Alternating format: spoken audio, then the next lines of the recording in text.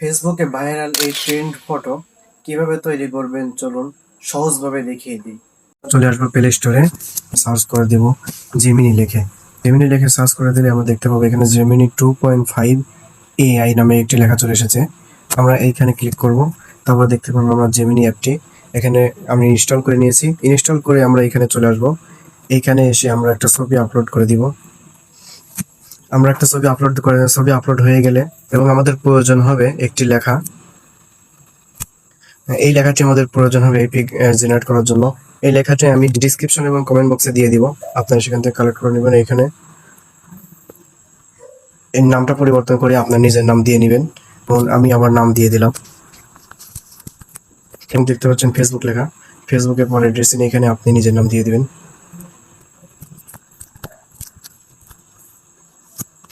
এখানে নিজের নাম দিয়ে দেওয়ার পরে আমি এটা কপি করে নেব। এটা কপি করে চলে আসবেন জেমিনি অ্যাপে এবং এখানে ব্যানার সিলেক্ট করে এখানে পেস্ট করে দিবেন এবং এখানে সেন্ড করে দিবেন। তারপরে কিছুক্ষণ অপেক্ষা করে দেখবেন চলে আসবে আপনার এইরকম পিক।